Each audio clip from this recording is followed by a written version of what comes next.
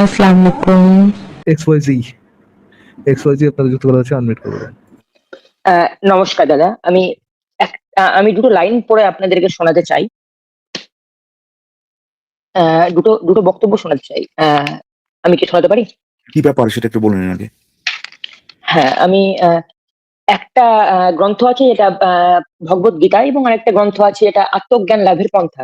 সেখানে আমার মনে হচ্ছে কোনো একটা কথা যেটা স্বপরস্পর বিরোধী, মানে স্ববিরোধী কথা। তো আমি কি এই বিষয় নিয়ে একটু কথা বলতে পারি, মানে দুটো লাইন পড়ে শোনাতে পারি, যদি তোমরা বলো যে হ্যাঁ এটা স্ববিরোধী কথা বা কিনা। আমাদের এখানে হিন্দু ধর্মের ব্যাপারে মানে রেজিডেন্ট এক্সপার্ট হচ্ছে ফরাজ ভাই, ওনার সাথে আপনি কথা বলতে পারেন। হ্যাঁ, আমি শুধু পড়ে শোনাতে চাই। সরি। আচ্ছা ঠিক আছে, একটু দ্রুত বলেন এক্সওয়াইজি। এবং দরকার হলে আপনি ফরাজ ভাই, আপনি হিন্দু মানে ওই যে অ্যাকসেন্ট যেটা এটাও হ্যাঁ, ইয়ে হয় আর কি, মানে গীতায় গীতায় 13 নম্বর শ্লোক 4th অধ্যায়, যেখানে লেখা আছে প্রকৃতির 3টি গুণ ও তাদের সঙ্গে সংযুক্ত কর্ম অনুসারে আমি মানব সমাজকে 4টি বর্ণের সৃষ্টি করেছি। আমি এই প্রথার স্রষ্টা হলেও আমাকে অকর্তা এবং অব্যয় বলে জানাবে। এবং আত্মজ্ঞান লাভের পন্থায় এখানে লেখা আছে, একটা সেকেন্ড, সরি। হ্যাঁ, ভগবানের সঙ্গে সম্পর্কযুক্ত হওয়ার পন্থায় বা যোগের পন্থায় কেউ যদি এক জন্মে পূর্ণভাবে সিদ্ধি লাভ করতে না পারে, তাহলে পরবর্তী জীবনে পরমার্থ বিষয়ে উন্নত ব্রাহ্মণ পরিবারে অথবা সম্ভ্রান্ত উচ্চকুল পরিবারে জন্মগ্রহণ করে। এখানে গীতায় বলা হচ্ছে, শ্রীকৃষ্ণ বলছেন গীতাতে যে আমি তাদের কর্ম অনুসারে আমি মানব সমাজকে 4টি বর্ণে বিভক্ত করেছি। আবার এই আত্মজ্ঞান লাভের পন্থায় কৃষ্ণ বলছেন যে আমি কেউ যদি পূর্বজন্মে যদি মানে ভালো কাজ করে যদি কি বলে সিদ্ধি লাভ না করতে পারে, তাহলে পরবর্তী জীবনে তাকে উন্নত ব্রাহ্মণ পরিবারে বা সম্ভ্রান্ত উচ্চকুল পরিবারে জন্মগ্রহণ দিই। এটা কি স্ববিরোধী কথা হচ্ছে কি না? এই বিষয়ে খুব ভালো বলতে পারবে ইকবাল ভাই, বলেন ভাই। শুনি নাই ভাই। গীতাতে ভগবান বলছেন যে আমি কর্ম অনুসারে মানব সমাজকে 4টে বর্ণে সৃষ্টি করেছি।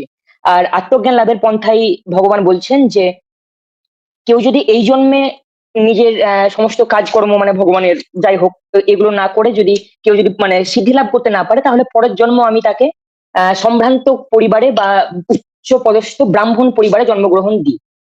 তো এটা কি মানে যদি না ভগবান পারে, তারা যদি এই কি বলে এটাকে কি কর্ম করে যদি না হ্যাঁ পারে, সিদ্ধি লাভ করতে না পারে। সিদ্ধি লাভ করা মানেটা কি ভাই? সিদ্ধি লাভ করা মানে ওই যে যেমন ইসলামে আছে যে জান্নাত প্রাপ্ত করা, এরকম আমাদের হিন্দু ধর্মেও আছে যে কিছু কর্মের ফলে ওই ভগবান প্রাপ্তি করা, যার পরে আর তার কোনো নাকি জন্ম হবে না, এরকম কিছু। তো আমি এটা বুঝলাম আর কি, যদি সিদ্ধি লাভ না করতে পারে তাহলে পরে তাকে ইয়ে আরো ভালো অবস্থা হ্যাঁ, হবে। আচ্ছা আচ্ছা, মানে এখানে সরি। আচ্ছা এটা এমন হতে পারে যদি আপনি, আমি একটা ইয়ে দেই আর কি, জাস্ট ডেভিলস অ্যাডভোকেট হিসেবে বলি আর কি, এমনও হতে পারে যে ওই যে আপনার আত্মজ্ঞান না কি জানি একটা বলেন যে কি জানি আত্মজ্ঞান লাভের পন্থা একটি বই। হ্যাঁ, তো ওই যে আত্মজ্ঞান লাভের পন্থা যেটা, এই আত্মজ্ঞান লাভের যে চেষ্টাটা, এটাকে যদি আপনি কর্ম হিসেবে ধরেন।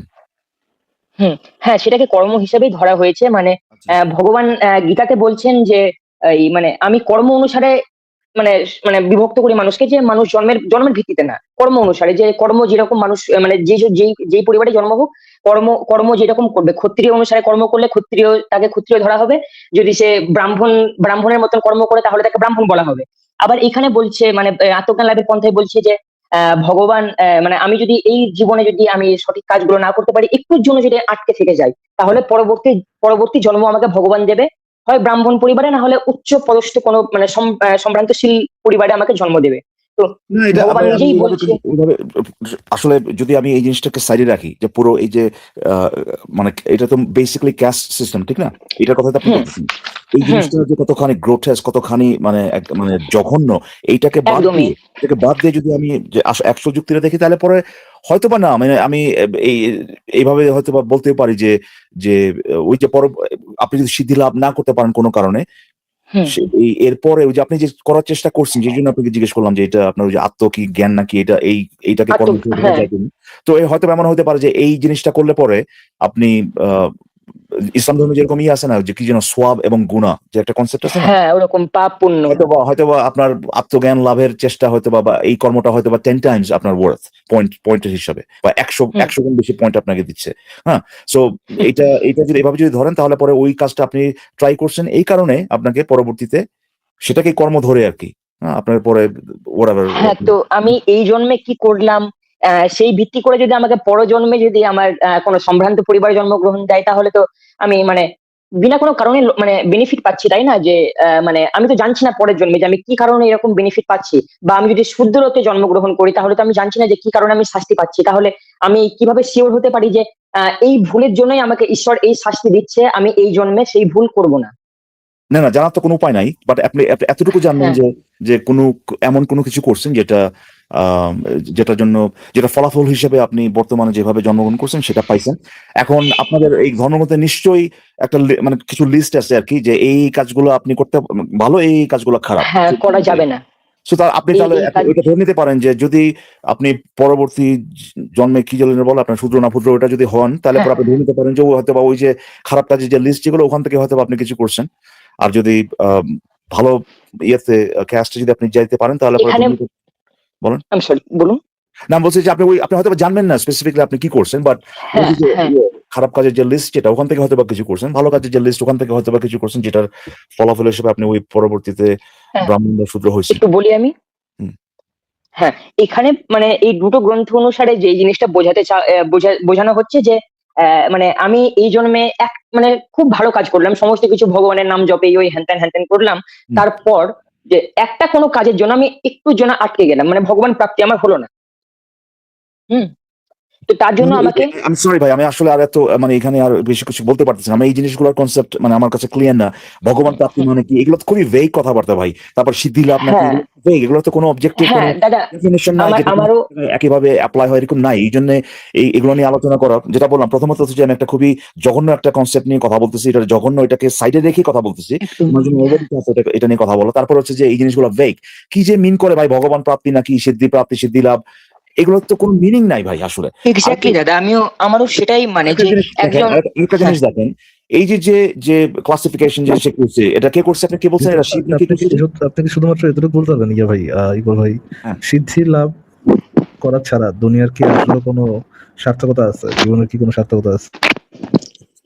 আমি আমি একটু বলি এখানে। হ্যাঁ? আমাদের মানে হিন্দু ধর্ম অনুসারে, হিন্দু ধর্মগ্রন্থ অনুসারে আচ্ছা, সিদ্ধি লাভ এক্স করা এক্স ওয়াই ছাড়া ভাই, অন্য কোনো আমাকে ভালো জিজ্ঞেস কাজ করছেন নাই। আমাকে জিজ্ঞেস জাস্ট আচ্ছা অসুবিধা ঠিক নাই। আছে, আচ্ছা এক্স ওয়াই জি ভাই, আমি সরি। এক্স ওয়াই জি ভাই, একটা কথা বলি ভাই।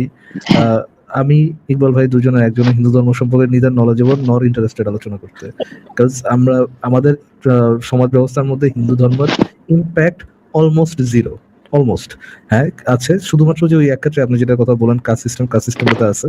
তো আমি মনে করি যে আপনি যে ইয়েটা চালাচ্ছেন সেটা যদি কোনো একজন আমাদের সাথে হিন্দু ব্যক্তি যদি থাকতো আমি শুনতে তাহলে পাচ্ছি আমি না, বুঝতাম। আমি সরি। জি, আচ্ছা ঠিক আছে ভাই, যদি শুনতে না পারেন তাহলে তার আলোচনা কন্টিনিউ করা সম্ভব ফরাজ না। ভাই, আমি এক্সওয়াইজি ভাই ওনাকে কথা একটা বলে প্রশ্ন ভালো করতে কথা পারি? বলে।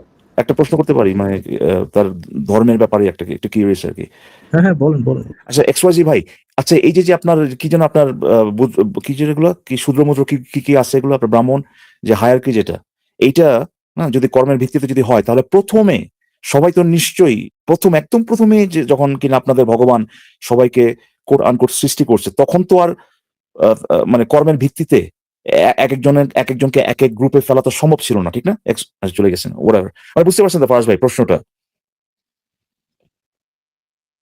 না প্রথমে তো ভাই একজনকে হাত থেকে, একজনকে মাথা থেকে, একজনকে ইয়ে দিয়ে সৃষ্টি করছে, ওইটা ভগবান করতে পারে, বাট পরবর্তীতে ভগবান ভালো প্রথমে কি হয়েছে। ছিল না এই জিনিসগুলা এই শূদ্র মূদ্র এগুলো কি প্রথমে ছিল না তাহলে? প্রথমে তো ছিল, অবশ্যই ছিল, কিন্তু প্রথমে ভগবান তো জানতোই তারা কি করবে, এই জন্য ভগবান আগে থেকে এইভাবে নিচ্ছে, পরবর্তীতে ভগবান একটু ভালো হয়েছে, ভালো হয়ে কর্মের ভিত্তিতে নিচ্ছে আর কি। ও আচ্ছা, আচ্ছা, প্রথমে র্যান্ডমলি আপনার এই বিভিন্ন গ্রুপে দিয়ে দিয়েছে একজন আরেকজনকে। জি, ঠিক আছে ভাই। ঠিক আছে ভাই। আল্লাহ থেকে সৃষ্টি বলেন স্যার। মানে আমি আমার ফ্যামিলি থেকে যতটুকু শুনেছি যে ইসলাম হ্যালো ধর্মের মধ্যে আছে সবার হ্যালো, মানে একটু আল্লাহ সৃষ্টি আপু, ফার্স্ট আপনি শুনতে পাচ্ছেন না ওনাকে? উনি কথা বলতেছেন কিন্তু। উনি তো, আমি তো শুনতে পাচ্ছি, উনি কি মানে আমাদের সাথে কথা বলতেছে নাকি উনি কোন একটা ইয়ে ছেড়ে দিচ্ছে, কোনো অন্য কোনো রেকর্ডিং ছেড়ে? সরি আচ্ছা, আমাদের আচ্ছা সাথে ঠিক কথা আছে, বলেন। বলতেছেন। ভালো আছেন উনি না? ডাইরেক্ট এত ডাইরেক্ট টপিকে ঢুকে গেছে। থ্যাংক ইউ বলেন, হ্যাঁ যেটা বলতেছিলেন বলেন। আসসালামু আলাইকুম ওয়া রাহমাতুল্লাহি ওয়া বারাকাতুহু। হ্যাঁ, ওর না বরকত। এটা দরকার ছিল না, আপনি যে ডাইরেক্ট ডিপ ডাইভ করছেন টপিকে, ওটাই ভালো ছিল। হ্যাঁ তো তারপরে যে আপনি যে টপিকে চলে যাই, হ্যাঁ বলেন আপু, বলেন আপু বলেন, জি, যেটা বলছিলাম আমি প্লিজ। একটু আস্তে ধীরে বলতে হবে আর কি। বলেন। বলেন, মানে সমস্যা নেই, বলেন, শুনতেছি আমরা। স্রষ্টা তিনি তো মানে আদম আলাইহিস সালামকে প্রথমে সৃষ্টি করেছিলেন। উনার পাঁজরের হাড় থেকে মা হাওয়াকে সৃষ্টি করেছিলেন এবং মা হাওয়ার গর্ভ থেকে পৃথিবীর সবাই আরকি। তো এখন মাকেও মায়ের পায়ের নিচে অনেকে বলে জান্নাত, তারপরেও মাকেও সিজদা করার নিয়ম আমাদের ধর্মে নেই, বাবাকেও না। আ স্বর্গে সম্ভবত মানে জান্নাতে আরকি সবাইকে বলা হয়েছিল যে আদম আলাইহিস সালামকে আ মানে নত হওয়ার জন্য। আ তখন শয়তান আরকি আম সে মাথা নিচু করেনি, অহংকার করেছে। সেও ১ম এ একজন ফেরেশতা ছিল, কিন্তু উম অহংকার আ স্রষ্টার কথা না মেনে অহংকার ক্যান আই করার আস্ক কারণে সামথিং তাকে ক্যান আই আস্ক সামথিং আল্লাহ সৃষ্টি ভাইয়া? ওকে। আপনি কি লাস্ট টাইম আর ওই যে iPhone 13 Pro Max আপু? জি, জি। ওকে। সরি, বলেন। তখন আমি ওইটা এ iPhone 13 Pro Max এড আর করানোর আর দরকার ইউ ওকে? ছিল। Are you okay? মানে are you uh mentally physically okay? মানে এখন বর্তমানে are you feeling okay? I think I am okay, but আপনারা বলতে পারেন। আচ্ছা ঠিক আছে, না সমস্যা নেই। হ্যাঁ, আদমকে সৃষ্টি করছিল। আদমকে ইয়া করা যায় না, সিজদা করা যায় না। মা হাওয়াকে সৃষ্টি করা যায় না, কাউকে সিজদা করা যায় না। হ্যাঁ, তারপর বলুন পয়েন্টটা কি? জি, তো শয়তান তো সেজদা করেন। তারপর সে একটা চ্যালেঞ্জ করেছিল স্রষ্টার কাছে যে আ আমি প্রত্যেকটা মানুষকে আমি জাহান্নামী করে ছাড়বো। ওইটাই আরকি। তো সে এখনো লেগে আছে মানুষের পেছনে। কিভাবে মানুষদের পথহারা করা যায় আরকি। ওইটাই। পয়েন্টটা কি আপু? মানে বুঝলাম, এই গল্প তো আমরাও শুনেছি। আপনার এই গল্প থেকে আপনার পয়েন্টটা কি? আপনি গল্পের কোন বিষয়টা নিয়ে আলোচনা করতে চান? ওই তো স্রষ্টাকে সেজদা মহান আল্লাহকে সেজদা করা যাবে, আর কাউকে করা যাবে না, কিন্তু সে করিয়ে নেওয়াবে আরকি। এটাই তার চ্যালেঞ্জ ছিল। কিন্তু আল্লাহ কিন্তু বলছিলেন আদম আলাইহিস সালামের সামনে মাথা ঝুঁকতে। আর আম আল্লাহই সর্বশক্তিমান।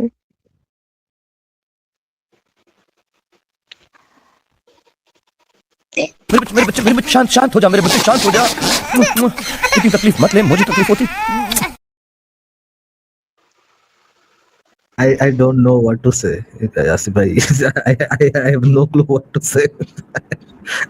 Do you know Iqbal bhai what to say? I don't know. আপু আপনি কি নিয়ে কথা বলতেছেন? হয়তো মিলাতে পারতেছেন না আসলে এই বিভিন্ন মানে আপনার না মানে আগে যে একজন আপু আসছিলেন না, উনার কথার উত্তরই দিতে চাইছিলাম, ওইটাই। ওইটাই আরকি, মানে সবাই পৃথিবীতে বারবার জন্মগ্রহণ করে না একবারেই। I truly wish আপু আপনি যেটা বোঝানোর চেষ্টা করছেন সেটা আমি আর জি, একটু আর ভালো বুঝতে পারতাম। একজনের সৃষ্টি হওয়ার সম্ভাবনা সরি হবেন, কিন্তু তিনি আগে যে সম্মান নিয়ে এসেছিলেন সেই সম্মান নিয়ে নয়, তিনি সেজন সাধারণ মানুষ হয়ে আসতেন। কারণ একটা জিনিস বারবার ভালো লাগে না আরকি। তো আল্লাহ উনার ইচ্ছা পূরণ করেছেন। আচ্ছা, হয়তো আল্লাহ সব জানেন। আপনি কি গত লাইভে এসেছিলেন যে সেই iPhone 13 Pro Max না? জি ভাইয়া। কালকে গতদিন যে আপনার সাথে একটা হলো যে আপনি নাকি লাইভে এসে ইকবাল ভাই উনি কিন্তু আমাকে কথা দিয়েছেন যে উনি লাইভে এসে সবার সামনে ক্যামেরা অন করে ওনার একটা আঙ্গুল উনি কাটবেন এবং তারপরে আল্লাহর কাছে দোয়া করবেন, হে আল্লাহ আমার আঙ্গুল গজায় দাও। এবং আমি নিশ্চিত, তার উনিও নিশ্চিত, আমরা দুজনেই নিশ্চিত যে ওনার আঙ্গুলটা গজায় যাবে। এইটা দেখার পরে আমরা ইসলামে সবাই মিলে আমরা দোয়া পড়বো এবং ইসলামে দাখিল হব এই নতুন আঙ্গুল আ গজানো দেখার পরে। আহ তো শেষে গিয়ে মানে আমরা কি তখন এরকম বলবো আসিফ ভাই? ইয়েস, ইয়েস আমরা বলবো। আমরা কিন্তু কথা ভাইয়া দিচ্ছি, আমরা কিন্তু কথা থেকে পিছু হটবো না। আমি নিশ্চিত আইফোনের ব্যাপারটার কারণে আরকি। তারপর নাম পরিবর্তন করতে হয়েছে আমার কয়েকবার। না, না আপু তারপর আপু শেষে গিয়ে দেখলাম আল্লাহর সৃষ্টি এটাই। আপু আইফোনের ব্যাপারটা বাদ দেন, এটা কোনো ব্যাপার না। কিন্তু ওই যে জি। আসিফ ভাই যেটা বললেন আরকি যে এটা মনে হচ্ছে আপনি একটা মানে চ্যালেঞ্জ নিতে আগ্রহী ছিলেন আরকি। এরকম আমি আসলে ওই পার্টটা হয়তোবা শুনিনি। হ্যাঁ, ছিলাম, আগ্রহী ছিলাম। কিন্তু শেষে আমি গিয়ে আমি আমি একদম আপুর পক্ষে। ইকবাল ভাইয়া আপনি এবং ফারাজ ভাই কিন্তু এটা নিয়ে কোনো টাল্টি-বাল্টি করবেন না।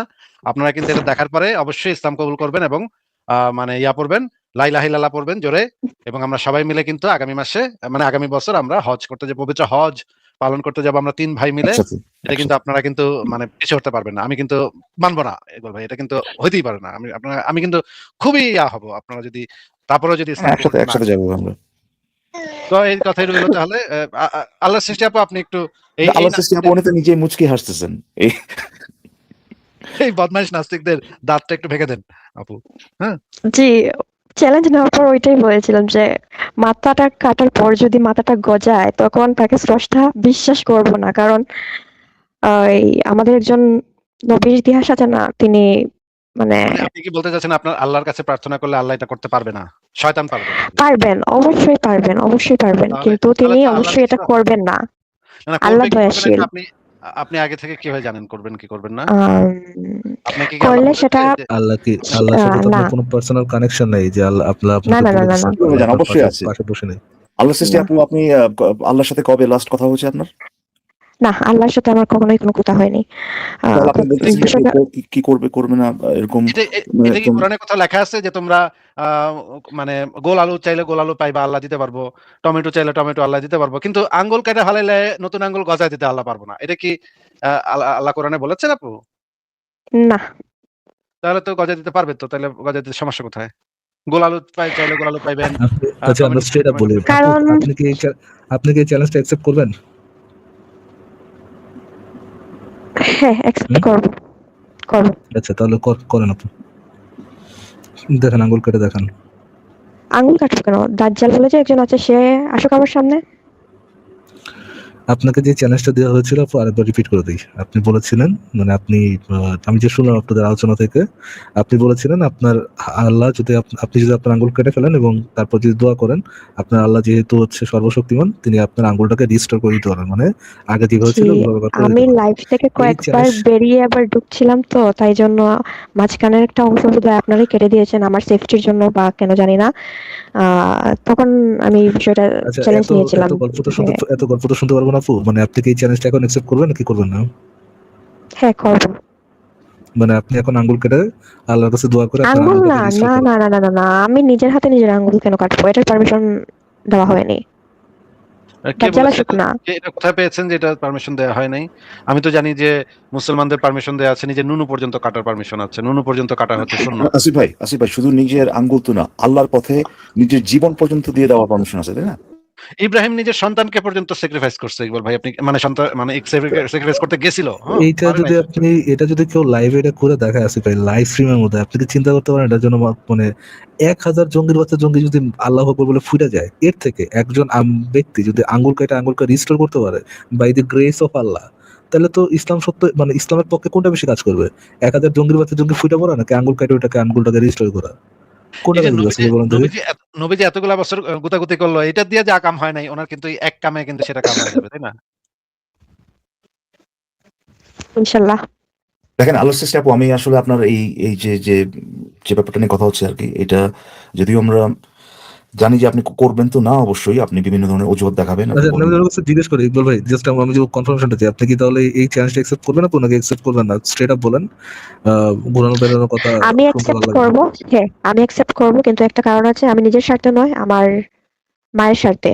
উনি আমার পাশের রুমেই থাকেন। আমার আপনাদের সাথে কথা হচ্ছে এটা শুনেও মানে মায়ের স্বার্থে আপনি অ্যাকসেপ্ট করবেন না নাকি? ঘুমাচ্ছেন না। বারবার একটু বুঝছি, পরে বুঝতে ইয়া পেরেছি। করছেন আরকি। মায়ের স্বার্থে আপনি এটা অ্যাকসেপ্ট করবেন না নাকি? জি। করতেন, সবই করতো। ওনার খুবই ইচ্ছা ছিল করার, কিন্তু বিষধর কালসাপকেও বিশ্বাস করে বুকে নেওয়া যায়, কিন্তু যে নারী তাকে বিশ্বাস করা যায় না। আসলে আপনি তো বিশ্বাস করে ফেলছিলেন, এখন এই তো কথা তো সত্য হয়ে গেল। বিশ্বাস করে তো উচিত হয়নি ভাই। ঠিক, ঠিক। আপনাকে একটা কথা বলি আসলে, হ্যাঁ, আপনি যে এখানে যে হেলাফেলা করতেছেন এখানে, আপনার আল্লাহ এটা গজা দিবে ওটা গজা দিবে whatever, আচ্ছা ভাইয়া, আপনারা কথা বলেন, আমি এখন যাই। আমার ভালো কথাটা একটু থাকবেন। শুনেন, আমার কথাটা একটু শুনেন। হ্যাঁ, আপনি ভাবতেছেন হয়তো আসসালামু আলাইকুম ওয়া রাহমাতুল্লাহি ওয়া বারাকাতুহু। ঠিক আছে, উনি হয়তো ভাবতেছেন যে এটা খুবই মানে মজাদার একটা ব্যাপার হচ্ছে এখানে। উনি হেলাফেলায় বলতেছেন আল্লাহ এটা পারে, অবশ্যই এটা পারে, ওটা পারে, এটা করে দেবেন, দেখা দিব, শুধুমাত্র দেখাবো না, এটা আম্মা অন্য রুমে আছে whatever। কিন্তু আসল ঘটনাটা হচ্ছে যে ভাই, পৃথিবীতে শত তো মানে হাজার লক্ষ শিশু জন্মগ্রহণ করে আসলে আহ মানে আমি অন্য শব্দ মানে ইয়ে আর কি খুঁজে পাচ্ছি না, এই জন্য শব্দটা ব্যবহার করতেছি ছোট করার জন্য, বিকলাঙ্গ বলে আর কি, যে অনেক সময় এরকম ডিফর্মিটিস নিয়ে জন্মগ্রহণ করে, হয়তো বা পা নেই, কিংবা ধরেন পা ঠিক মতো ইয়ে হয় নাই, পুরোপুরি ভাবে ডেভেলপ হয় নাই, হাত, তারপরে ধরেন আমি এরকমও দেখছি যে ভাই পুরো হাতই নাই, দুটো আঙ্গুল ওই আপনার ইয়েতে এরকম। তো ভাই আলহামদুলিল্লাহ, আমার যে জেনেটিক সমস্যা আছে এটা আমার ইমান বাড়াইছে। হ্যাঁ হ্যাঁ, এরকম আর কি। এবং আর তাছাড়া মেন্টাল এবং ইমোশনাল আপনার যে সমস্যা, এটা তো আছেই, যেগুলোর সাথে আবার আপনি ফিজিক্যাল যে বায়োলজিক্যাল ব্যাপারটা আপনি জড়িত করতে পারেন আর কি, ট্রাই করতে পারেন। এবং হচ্ছে তারা কিন্তু আমরা বাইরে থেকে যেটা দেখতে পাই, ধরুন কারো হাত নাই, কোন একটা বাচ্চার কোনো ধরনের ডিফর্মিটিস আছে, আপনি দেখেন মুসলিম সমাজে আপনি দেখবেন যে তাদের আপব্রিঙ্গিংটা এত রাফ, এত টাফ হয়, যে তার প্রতিনিয়ত অন্যান্য মানে তারা স্কুলে যদি যায়, অন্যান্য তার বন্ধু বান্ধব, যাদের বন্ধু বান্ধব হওয়ার কথা, তাদেরকে করতেছে, বুলিং করতেছে, টিজ করতেছে, কত কিছু। এই বাচ্চাটা হয়তো বা যখন তার বুঝতে পারে যে গড নামে কিছু, এই কনসেপ্টটা আর কি গ্রহণ যখন করে আর কি, যে গড নামে একজন কিছু একটা আছে, যেটা যে তাকে বানাইছে, আল্লাহ তাকে বানাইছে, সে সবকিছু পারে, সে হয়তোবা বছরের পর বছর আপনার এরকম প্রার্থনা করে গেছে যে আল্লাহ প্লিজ আমার এটা ঠিক করে দাও, আল্লাহ আমার একটা হাত গজায় দাও, আল্লাহ আমার এরকম এই সমস্যাটা দূর করে দাও। হ্যাঁ, আল্লাহর ওদিকে কোনো খবর নাই। আজ পর্যন্ত একটা ডকুমেন্টেড কেস নাই যেখানে কিনা মানুষ কিছু করে নাই। হ্যাঁ, এটা আপনার কি যেন বলে আসিফ ভাই আপনার কিন্তু ইকবাল ভাই, আমি একটা জিনিস নিয়ে বুঝলাম না, যে আমি আসলে সবচাইতে বড় বিশ্বাসী মানুষকেও কখনো শুনি নাই যে আল্লাহ একটা নতুন হাত গজায় দাও, এটা কখনো বলো না, তারা সেজন্য বলছি এটা কোনো ধরনের আজ পর্যন্ত এমনও হয় নাই যে ভাই এটা মানে তারা আনডিউ পাবে, মানে এটা অ্যাকচুয়ালি হয়েছে, মানে ধরেন এটা আল্লাহর কাছে প্রার্থনা করছে কি করে নাই, আল্লাহ আদৌ করছে কিনা, এইটাও ভাই গণনা নিলাম না, একটা হাত গজায় গেছে এইটাই হয় নাই, তাই না? আজ পর্যন্ত ওইটা হলে তো তারা তো অবশ্যই ক্রেডিট নিয়ে নিত, মানে হচ্ছে এইটাও হয় নাই। আমি জাস্ট এই কথাটা বলতেছি আর কি, যে এইরকম হাজার হাজার শত শত লোক আপনি দেখবেন মানে সাইড ওয়াকে বা ফুটপাথে বসে আছে ভাই, তারা ভিক্ষা করতেছে, রাইট? তাদের কাজ করার কোনো নাই, এবিলিটি নাই, কারণ তাদের হাতটা ওরকম যেরকম ভাবে আমরা চাই আর কি, যেটা স্বাভাবিক, কোটান স্বাভাবিক বলে ওইরকম অবস্থায় নাই, তারা কষ্ট করতেছে, তারা খেতে পারতেছে না, আল্লাহর কিন্তু ওইদিকে কোনো খবর নাই। অথচ মুমিনরা এতই, যে এই কথাটা আমি তার কথার ভিত্তিতে এর আগেও বলছিলাম, নিজেদের ব্যাপারে এত মানে নিজেদেরকে এত উপরে ভাবে যে তার আল্লাহ জাস্ট, তার কিন্তু আঙ্গুল আছে, সে কাইটা ফেলবে বা তার মাথা কাইটা ফেলবে, আল্লাহ সে আবার সেটার গজায় দিবে। অথচ যারা ওই অলরেডি এই অবস্থায় আছে, সারা জীবন কেটে যায় ভাই, হ্যাঁ, তাদের দিকে কোনো খবর নাই, তাদের দিকে তাদের আল্লাহ একটুখানি হেল্প করে না। অথচ এই মুমিনা আপু, হ্যাঁ, সে যেন নাস্তিকের সাথে আপনার চ্যালেঞ্জে জিততে পারে, সেটার জন্য সে আল্লাহ তার আঙ্গুল গজা দিবে, তার মাথা গজা দিবে, হোয়াট এভার। মানে এই ধরনের চিন্তা ভাবনা যারা করে আর কি, যে মুমিনরা যারা করে আর কি, আমি জানি না যে তাদের মানসিকতা এত নিকৃষ্ট কিভাবে হতে পারে। সে দেখতেছে ভাই, আশেপাশে দেখতেছে, আমি এরকম দেখছি যে মানে খুবই মানে স্বাভাবিক তো অবশ্যই না, এরপরেও চরম কষ্ট করে ভাই জাস্ট খাওয়ার জন্য, জাস্ট কিছু ওই দিন যাতে খাইতে পারে। রিক্সা চালাচ্ছে ভাই, একটা হয়তো বা একটা আর্ম, মানে একটা হাত নাই ভাই, হাত বলতে আমি পুরো একদম আর্মটা বোঝাচ্ছি, শুধুমাত্র যে হাত এটা বোঝাচ্ছি না আর কি, এক হাত দিয়ে চালাচ্ছে, বুঝতে পারছেন আসিফ ভাই? হ্যাঁ, হ্যাঁ, এক পা দিয়ে চালাচ্ছে ভাই, ওই যে পেডাল মারা যেটাকে বলে, এক পা দিয়ে করতেছে, ওটা যখন ঘুরে এসে আবার ওটাকে দেয়, একটা পা নাই ভাই। এবং ওই ব্যক্তি কত স্পেশাল আল্লাহর কাছে, চিন্তা করেন যে সে মানে পৃথিবীর সমস্ত মানুষের দেখা হ্যাঁ। ওই মুমিনার কাছে এমন তো আমরা লাইভে উদাহরণ পেয়েছি আসিফ ভাই, যে মানে মনের বিরুদ্ধে যে মনের যত চাপা কষ্ট আছে ওইটা আটকায় রেখে হইলো কাফের দেশে যে মদ বিক্রি করে জীবন ধারণ করতেছে। তো এটা দারুণ ছিল, আমি এটা মারাত্মক মিস করেছি যাই ভাই, আমি আপনি তো পুরো সুইং করে দিলেন আমার, হ্যাঁ, যে মুড সুইং এর মতো হয়ে যাবে ভাই। এখন তো আমি তো খুব একটা ইসের মধ্যে ছিলাম, আসলে খারাপ লাগছে এগুলো চিন্তা করে, এবং আমার আসলে মেজাজটাও খারাপ হয় আর কি, যখন এদের এরকম মানসিকতা দেখি আর কি, তার নিজেদেরকে আল্লাহর কাছে কত স্পেশাল ভাবে যে আল্লাহ ভাই, আল্লাহ যদি করতে পারে তাহলে ভাই, এবং আপনি যদি মনে করেন যে আপনার আঙ্গুলটা গজায় দিবে, আপনি যদি কাইটা ফেলেন, তাহলে এই দোয়াটা কেন করতেছেন না? যে আমি আজকে রাস্তা দিয়ে হাঁটার সময় যে লোকটাকে দেখছি বিকলাঙ্গ, তার কিছু একটা করার জন্য, আল্লাহ তুমি তাকে হেল্প করো, তার একটা হাত বানায় দাও, এইটাও তো করতে পারেন নাকি? না, কিন্তু তারা স্পেশাল, পৃথিবীর সমস্ত ক্যান্সার রোগীকে ঠিক করে দেওয়া, ঠিক করে দাও, মানে একটা ওই যে আপনার চিলড্রেন্স হসপিটাল যেগুলো আর কি, মানে খুবই স্পেশালাইজড ধরুন ক্যান্সার ট্রিটমেন্ট যেখানে হয়, হ্যাঁ, আমি অনেক সময় অ্যাড এগুলো দেখি আর কি, ওরা ডোনেশনের জন্য আপনার টিভিতে অ্যাড দেয়, মানে এই বাচ্চাগুলো এমন ভাবে সাফার করতেছে, মানে কি বলবো ভাই, একটা বাচ্চা তার বাইরে থাকার কথা, তার আপনার মানে একটা চাইল্ডহুড হবে, নিষ্পাপ এবং এনজয় করবে তারা, সেখানে ছোটবেলা থেকে ভাই, মানে জন্ম থেকে হয়তো বা কোনো একটা সমস্যা, সেখানে তারা হসপিটালে আসে ভাই। গত তার ধরুন 5 বছর বয়স, 4.5 বছর সে ওই হসপিটালেই আছে, হ্যাঁ, মারাত্মক আপনার কষ্টের মধ্যে আছে। এইদিকে আল্লাহর কোনো খবর নাই, এদিকে কোনো খবর নাই, ওদিকে ভাই সে এই আল্লাহ পাকিস্তানকে ক্রিকেটে জিতায় দেয় ভারতের বিরুদ্ধে। তো এই কথাগুলো শুনলে পরে আপাতত, মানে আপাতত দৃষ্টিতে বা এরকম হয়তো বা অনেক কিছু ভাবেন না, বাট এই ধরনের দাবিগুলো যে এত নোংরা, এটা আপনি যদি ভাবেন আর কি, তাহলে পরে বুঝতে পারবেন। এটাই আমি বলা ছিল এই আপুর ব্যাপারে। ইকবাল ভাই, ফারাজ ভাই, আপনাদের দুজনকে আমি একটা জিনিস দেখাতে চাই। আমি ওই যে অনেক বছর আগেই একটা বিতর্ক শুনছিলাম ক্রিস্টোফার হিচেন্সের। আহ, সেখানে সে একটা কথা বলছিল, সেই কথাটা আমার মনে খুবই দাগ কাটছিল, মারাত্মক একটা কথা মনে হয়েছিল একটা। সেটা নিয়ে আমি অনেকদিন আগে লিখে রাখছিলাম এই জিনিসটা, সেটা আমি সম্প্রতি পোস্ট করছি, আপনাদের যদি সময় হয় তাহলে পড়তে পারেন। এবং এটার জন্য আমি এআই দিয়ে একটা ছবিও বানাইছি, যেখানে ক্রিস্টোফার হিচেন্স ঈশ্বরের মানে গালে একটা ঘুষি মারতেছে। এটা ছবিটা দেখে আমার খুব ভালো লাগছে। এইখানে যে জিনিসটা, সেই জিনিসটা আলোচনা, সেটা হচ্ছে এই যে the desire to be a slave. এইটা যে একটা সাইকোলজিক্যাল একটা মানুষের একটা স্টেট আছে, মানুষ যে আসলে দাস হইতে চায়। এই যে যেই প্রশ্নটা আমরা মুমিনদের কাছ থেকে বরাবর শুনি, যে ভাই আল্লাহ না থাকলে আমরা কার দাসত্ব করব ভাই? এটা মানে কি করেন ভাই, আল্লাহ নাই, তাহলে আমরা এখন কার দাসত্ব করব? এই জিনিসটা আমি কিন্তু অনেক মুমিনের কাছ থেকে শুনছি। এটা কিন্তু আসলে এমন না যে আমরা স্ট্রম্যান করতেছি বা বানায় বলতেছি, এরকম না। এটা আসলে একটা জেনুইন প্রবলেম। হুম? আপনারা যদি যতই হাসাহাসি করেন বা যতই এটা নিয়ে আপনারা ঠাট্টা মশকরা করেন, এটা একটা জেনুইন প্রবলেম যে তারা তাহলে কার দাসত্ব করবে? এটার উপায় কি? এখন তাদের তো একটা দাসত্ব করতেই হবে। না করলে কার করবে? আল্লাহ না থাকলে কার দাসত্ব করবে?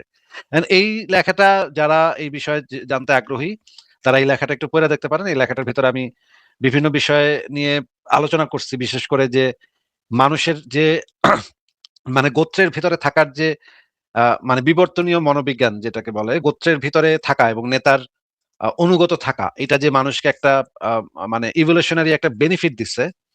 যে, যে যত মানে তাদের ভিতরে যে আলফা মেল ছিল বা নেতা ছিল, যে তার আশেপাশে যারা থাকছে, তার অনুগত হয়ে যারা থাকছে এবং যারা ওই গোত্রের কন্ট্রোলটা সবসময়, গোত্রের যে নিয়ম-কানুন সেগুলা যারা মেনে চলছে, তারা যে সারভাইভ করছে, বেটার সারভাইভ করছে এবং তারা যে আসলে বংশ বিস্তার করছে, এই সাইকোলজিটা আসলে কিছু মানুষের ভিতরে আসলে আ একদম ভিতরে আছে, ডিএনএ এর ভিতরে আছে। এই জিনিসটা আসলে তারা চাইলেও পরিবর্তন করতে পারবে না। এই কারণেই এই প্রশ্নটা আমরা সবসময় শুনি যে আ যে আল্লাহ না থাকলে আমরা কার দাসত্ব করব? আসলেই এটা তাদের আসলে একটা জেনুইন প্রবলেম।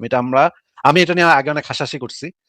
কিন্তু পরে আমি অনেক চিন্তা করে দেখছি যে এটা আসলে একটা জেনুইন প্রবলেম, যে তারা এইভাবে ডেভেলপ করছে। এইভাবে তারা সারভাইভ করছে। একটা বিবর্তনের একটা দীর্ঘ ধারাবাহিক সময় তারা এটা সারভাইভ করছে। এইটা তাদেরকে বেনিফিট দিছে। এখন তারা এইটা থেকে সইরে আসবে কেমনে? আপনাকে এবং ফারাজ ভাইকে আমার প্রশ্ন হইতেছে যে তারা যাদের এটা আছে, যাদের ভেতরে এটা আছে, তারা এখান থেকে সরবে কিভাবে? ওয়েল, আসিফ ভাই, আমরা আসলে এটা নিয়ে আগে কথা বলছি অবশ্যই। ধরেন এইটারই আরেকটা রূপ হচ্ছে যে ভাই, আপনারা তাহলে কোন বই ফলো করেন? হ্যাঁ? এই যে ফলো করার যে জিনিসটা, এই প্রশ্ন আমরা অনেকবারই শুনছি এবং আমরা হয়তোবা আপনি ঠিকই বলছেন যে আমরা তখন সার্কাস্টিক ভাবে উত্তর দিচ্ছি এইভাবে যে ভাই, যে আমার যদি ক্যান্সার চলে যায় তাহলে ভাই সেইটার বদলে কোন রোগ থাকবে তখন? আমরা বলতাম না এরকম, যে বোঝানোর জন্যে যে এইটা যে থাকতেই হবে, আমাদের যে কাউকে ব্লাইন্ডলি ফলো করতেই হবে, এইটা তো নেসেসারি না। এইভাবে বলতাম আর কি। তো এইটার একমাত্র আপনি যদি এই মাইন্ডসেট থেকে তাদেরকে বের করতে চান, একমাত্র উপায় হচ্ছে এইটাই, যে তাদেরকে এই ধারণাটা দেওয়া যে তারা আমাদের দৈনন্দিন জীবনের যে প্রবলেম গুলো, তাদের নিজেদের চিন্তায় এবং মানে আমরা নিজেদের বলতে আমরা বলছি, মানে মানুষের কথা বলতেছি কি, আমরা মানুষরাই এইগুলো রিজলভ করতে পারি। এই জিনিসগুলো তারা যত দেখবে, তত তারা কনফিডেন্ট হবে যে আমাদের এবিলিটির উপরে, তারা তত কনফিডেন্স আনবে। এইটাই একমাত্র উপায় ভাই। এই যে আল্লাহর যে ব্যাপারটা, এটা আসছেই আল্লাহর উপর, মানে নির্ভরতা যেটা আর কি, সেটা আসছেই এই কারণে যে তারা মনে করে যে তারা পারবে না জিনিসটা, তাদের এক্সটার্নাল একটা হেল্প দরকার। যদিও হেল্প নাই, কিন্তু আমরা কিন্তু দেখতেছি এরকম কোনো অবজেক্টিভ কোনো প্রমাণ নাই যে আল্লাহ আসলে হেল্প করতেছে। তো এই মাইন্ডসেটটা মানে ওইভাবেই আপনি ইয়ে করতে পারেন, ট্যাকল করতে পারেন, যে তারা যত কনফিডেন্ট হবে যে তাদের দৈনন্দিন জীবনের সমস্যাগুলো তারা নিজেরাই ইয়ে করতে পারতেছে, আপনার ট্যাকল করতে পারতেছে, তত আরো ইজি হবে আর কি। এটা আমার মনে হয় যে এটাই একমাত্র উপায়। ফারাজ ভাই কি কোনো ইয়া দিবেন? আই থিংক আসিফ ভাই, ছোটবেলা থেকে আমি যখন অনেক অনেক অ্যানিমেটেড জিনিস দেখছি, অনেক মুভি টুভি দেখছি, বা আই থিঙ্ক আমি মানে ইয়ে থেকে আমি হচ্ছে আপনার কোরআন হাদিস থেকে যদ্দূর আমি মরালিটি শিখছি, আমি এর থেকে বড় বেশি মরালিটি মনে হয় আমি পপ কালচার থেকে শিখছি। এবং আহ, এই এই জিনিসটা যে গড কোনো একটা ইউনিক কনসেপ্ট না, যে কারো না কারো দাস হয়ে থাকা লাগবে, দাস হওয়াটা যে কোনো ইউনিক কনসেপ্ট না। এবং মরালিটির জন্য যে গডের ডিভাইন অর্ডারের বিরুদ্ধে যাওয়া উচিত, মরালিটির জন্য, ইম্প্যাথির জন্য, মানুষের প্রতি ভ্রাতৃত্ব থাকার জন্য যে গডের এগেনস্টেও যাওয়া উচিত। তো এই জিনিসটা আমি ছোটবেলা থেকে বিভিন্ন অ্যানিমেটেড শোতেই পাইছি। আমার মাথা ছোটবেলা থেকে ওইভাবে গ্রো আপ হয়েছে। আমি দাস হওয়া থেকে নিজেকে লিবারেটেড অনেক আগে থেকে আই থিঙ্ক মনে করছি নিজেকে। সো আই থিঙ্ক এই একটা এক একজনের মানুষের মাথাতে এক একভাবে কাজ করে আছে ভাই। আই থিঙ্ক এই যে মানুষের একটা বদ্ধমূল ধারণা আছে যে ইসলাম একটা মানে প্রতিষ্ঠিত সত্য ধর্ম, এই জিনিসটাতে বারবার আঘাত দিতে হবে। তারা টিভি মিডিয়াতে যে কোনো মিডিয়াতে এত পরিমাণে এত বিলিয়ন্স অফ ডলারের যে বিজনেসটা, এটাকে ইয়ে করতে হলে, এই ভাইরাসটা এত বছর ধরে মানুষের মাথায় যে আটকায় বসে আছে, ওটাকেও দূর করতে গেলে ওই সিমিলার বা কাছাকাছি পর্যায়ে একটা এফোর্ট আমাদেরও দিতে হবে। তো ওই অল্পতেই অনেক বেশি কাজ হচ্ছে। আই থিঙ্ক এই প্রচেষ্টা চালাই যেতে হবে। যতক্ষণ আমরা চালাই যাবো, মানুষের মাথা থেকে এই বদ্ধমূল ধারণাটা বের করে দিতে পারবো যে ইসলাম প্রতিষ্ঠিত সত্য ধর্ম, এরকম কোনো কিছু না, এটা অন্যান্য ধর্ম মতোই একটা ধর্ম। আই থিঙ্ক তখন মানুষের মধ্যে একটা চেঞ্জ আসার পসিবিলিটি থাকতে পারে। বাট একবারে ইরাডিকেট করা যে এই বিষয়টা যে আমি দাস না হইলে আমার জীবনের পারপাস কি, একেবারে ইরাডিকেট করা আই ডোন্ট থিঙ্ক এটা পসিবল। আর পসিবল হলেও আই থিঙ্ক এটা একটা খুব বড় সময় লাগবে আসলে। ওকে, ঠিক আছে, আমি ঠিক আছে তাহলে ফারাজ ভাই, ইকবাল ভাই, আমি একটু যাচ্ছি, আপনারা যদি থাকেন তাহলে আবার আসবো, আর যদি না থাকেন তাহলে তো বিদায়। আসিফ ভাই, আপনি ওই যাওয়ার আগে আমার আমার যে ইয়েটা মানে আমি যে কথাটা বলতেছিলাম আর কি, অলমোস্ট ইমোশনাল প্লি বলতে পারেন। আপনি একটু বলেন, মানে আপনি যখন এই জিনিসগুলো দেখেন কোন মুমিনে বাড়াবাড়ি করে আল্লাহ বা whatever, মানে তাদের ধর্মের মানে কুদরতের কথা বলতেছে, হ্যাঁ আল্লাহ তো এটা করে ফেলছে, আল্লাহ তো ওটা করে ফেলছে, একই সাথে আপনি যখন দেখেন যে একটা শিশু সাফার করতেছে, হ্যাঁ, এবং এই ব্যাপারে মানে কেউ আল্লাহ জাতীয় কেউই সাহায্য করতেছে না, কোনো ধরনের কোনো হেল্প নাই, সেখানে মানুষেরই করতে হচ্ছে ভাই। এই যে তারা যে ডোনেশন গুলো চাচ্ছে, এগুলা দিয়ে কি করে ভাই? তাদের এই যে আপনার রিসার্চের জন্য, মেডিকেল রিসার্চের জন্য, তাদের মেডিসিন এগুলোর জন্য, এগুলো কিন্তু মানুষেরই করতে হচ্ছে, তাই না? তো এটা যখন দেখেন তখন আপনি মুমিনের কাছ থেকে তো আমি কিছু আশা করি না ভাই, মুমিনরা তো চিন্তাই করে না। মানে আমি জাস্ট জানতে চাচ্ছি যে জাস্ট আপনার এরকম ফিলিংস হয় কিনা, যে এটা কতখানি অ্যাবসার্ড যে এই ধরনের সমস্যাগুলো থাকার পরেও ধর্মে বিশ্বাস যারা করে আর কি, তারা তাদের গডকে নিয়ে ব্র্যাগ করে যে তার গড এটা করছে ওটা করছে, বা কন্টিনিউসলি করতেছে, মানে মানলে একেবারে এমনকি এরকম ছোটখাটো ব্যাপার ধরেন পরীক্ষায় পাশ করায় দিছে, চাকরি পাওয়ায় দিছে, আমার চাবিটা হারাই গেছে, চাবিটা খুঁজে দিছে, এই ধরনের ব্যাপারগুলোতে তারা বলবে যে গড হেল্প করছে বা সামথিং লাইক দ্যাট। বা ধরেন এমন কিছু একটা হয়েছে যে সে হয়তো বা কোনো জায়গায় যাইতো, পরে কোনো কারণে যায় নাই, হ্যাঁ, পরে দেখা গেল যে ওখানে যেখানে যাচ্ছিল ওখানে একটা অ্যাক্সিডেন্ট হয়েছে, তখন সে বলবে যে গডই আমার ভাই বাঁচায় দিছে, এই সমস্যাটা আই না, আমার ওখানে যাওয়া থেকে বিরত রাখছে, আমি বাঁচিয়ে গেছি। এই যে ধরনের ক্লেম গুলো আর কি, হ্যাঁ, এগুলো আমরা অহরহ শুনি, প্রতিদিন শুনি। তো আমি 15 মিনিটের মধ্যে আমি আসতেছি, আইসা বলতেছি আমি। আচ্ছা,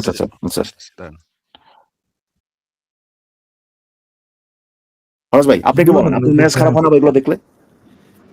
কোনটা দেখলে? এই যে মানে মুমিনদের যে নন স্টপ ব্র্যাগিং তাদের আল্লাহর ব্যাপারে, অথচ আমরা দেখতেছি যে পার্টিকুলার শিশুরা যখন সাফার করে, আমরা যখন দেখি আর কি, এটা যখন আমি মেলানোর চেষ্টা করি, তখন আসলে আমার আর মেজাজটা মানে আমি ধরে রাখতে পারি না আসলে। হ্যাঁ ভাই, এটা তো আছে। আই গেস তারা কানেক্ট করে না, দুইটা ঘটনাকে কখনোই কানেক্ট করে না। ভয় থাকে যদি আমি এই ধরনের কথা বলি, আমার যদি ইমান চলে যায়, আমি যদি সারা জীবন জাহান্নামে থাকি, তাহলে কি হবে? মানে তাহলে তারই এরকম অবস্থা হয়ে যেতে পারে, ঠিক যেরকম যে আপনার আল্লাহর ব্যাপারে কি বলছে বলে তারে গরু বানাই দিছে, ছাগল বানাই দিছে, কুকুর বানাই দিছে, এই ধরনের। তারপর আবার তো মুমিনের অবস্থা জানেন, এক একজন গরুর উপর উঠে যায়। তো মনে পড়লো ওই দিন, ওই যে আপনার এটা আমি পরে শুনছি আর কি, আমি তো হাসতে হাসতে শেষ। ওই যে আপনি যে গাভীর রায়হান, ওটা পিছন থেকে ইনসেইন ভাই, কি একটা অবস্থা, গাভীরা পাঠাইছে। মানে এটা কি, ও ওয়াও! আপনার ওই মেয়েটা আমি পরে এইসব পাইছি, ওটা মেয়ে নাকি মানে ওই মহিলাই ছিল কিনা যাই না, বাট সবাই বলতেছিল উনি সে। মেসেঞ্জারে পাইছি, মেসেঞ্জারে দেখে ওনারা সবাই গাভী রাখেন বলতেছে, সে গাভী। এই জিনিসটা মারাত্মক লাগছে যে এক্স্যাক্টলি লাইফটা কত ঘন্টা ছিল ওখান থেকে বলেন, 6-7 ঘন্টা ছিল, 8 ঘন্টা, 7-8 ঘন্টা। বইলা দেন 7-8 ঘন্টা ছিল বইলা দেন। এইটা দারুণ ছিল ভাই, এটা মারাত্মক ছিল। I was trying to give a benefit of doubt, হ্যাঁ, বাট আসিফ ভাইয়ের আমার আসিফ ভাইয়ের উপর ইয়ে রাখতেছে না, ঠিক আছে, বেডি মানুষের কত বুঝে আসে, বুঝতেছে না বেচারি, ঠিক আছে, let's just move on. I'm not being a misogynist here, Iqbal ভাই অন্য নিয়ে না। তো anyhow, আমি ভাবছিলাম যে এই কথাটা আগাই, বিকজ ওনার কথাটা যদি আমরা সত্য ধরেও নেই, তারপর ওনার কথাটা রং। আমি এই জিনিসটা বোঝানোর চেষ্টা করতেছিলাম যে ওনার কথাটা কিভাবে রং।